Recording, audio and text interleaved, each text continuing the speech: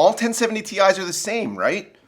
Well, that's true to an extent, as they all are required to ship at the same base and boost clocks, and as such perform almost identically barring any thermal issues.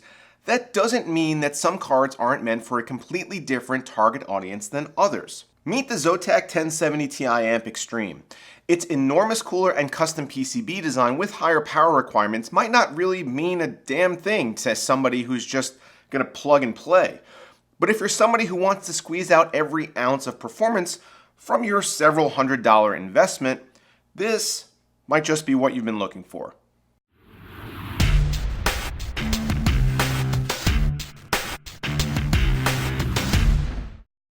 Zotac is no stranger to huge custom coolers sitting atop NVIDIA GPUs and PCBs of their own design.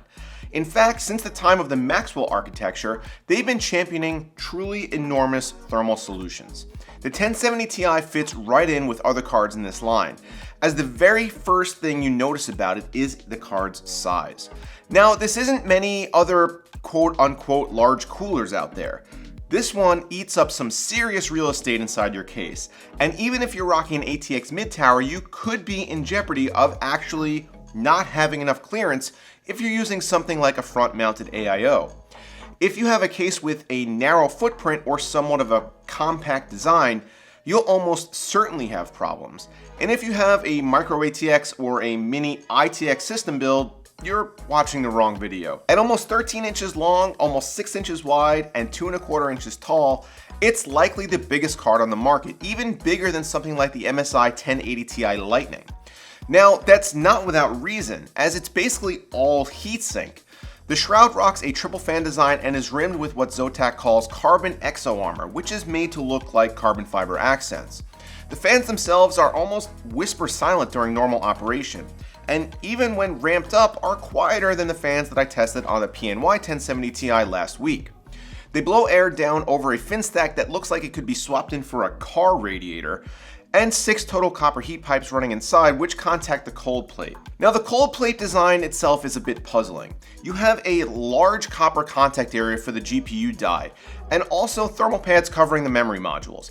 However, the VRMs have their own tiny heatsink that makes no contact whatsoever with any other cooling components. There's this bonkers fin array sitting directly atop a major heat generating component, and there's no mating of the two. This just seems a little bit odd. The backplate is also an area where Zotac had previously made some strides to move away from their traditional yellow design on cards like the 1080 Ti Amp Extreme, which swapped out the yellow for a nice color neutral shade of gray. However, we see the yellow return here, which I honestly think looks absolutely stunning, but will not match most builds. You'll either have to be on board the yellow train for your system, or be daring enough to bust out the spray can. The front side of the card has configurable RGB LEDs all around and a Zotac logo on the side. It's a nice addition to the card, and the LEDs light up white out of the box. You can control them with Zotac's Firestorm app underneath the Spectra tab, and of course you have all of your normal RGB options here as well. But speaking of that Firestorm app, that's where things get interesting. You see, even though NVIDIA isn't allowing for cards to ship with a factory overclock applied, they never said anything about recommending an OC for any particular card. The Amp Extreme 1070 Ti ships with a factory-tested 150 MHz overclock rating, meaning I assume Zotac did at least some preliminary binning of their chips. You can enable this with one click in the Firestorm app, effectively applying a manual overclock in one fell swoop. This isn't something that's available on lower end cards and is one of the benefits of going with something like this instead. Fortunately for us, that 150 MHz overclock was peanuts compared to what I was able to dial in manually. I got the core to 230 MHz and the memory to plus 350. And with a manual fan curve configured, we didn't affect our temps much either. It turns out this giant package actually is extremely effective when it comes to keeping thermals under control, as the card was running at 54C under load when stock and only 56C overclocked. This is important, in fact probably even more important than on other GPUs that come pre-overclocked. All 1070 Ti cards perform basically identically in stock configurations, barring thermal abnormalities that might have an adverse effect on GPU boost. Our Zotac Amp Extreme was no different, putting up virtually identical numbers to our PNY 1070 Ti. However, as there are literally no other differentiating factors here, all AIB partners can do is construct the best coolers they can dream up and hope this allows their cards to overclock better. Now, this does come with a price premium. This Amp Extreme retails for $499, a full $50 more than many other 1070 Ti models. As this is the case, it's likely only enthusiasts who are intending to try to push an overclock will be interested in it. So Zotac has done a great job here engineering a card that will allow for some really gaudy numbers.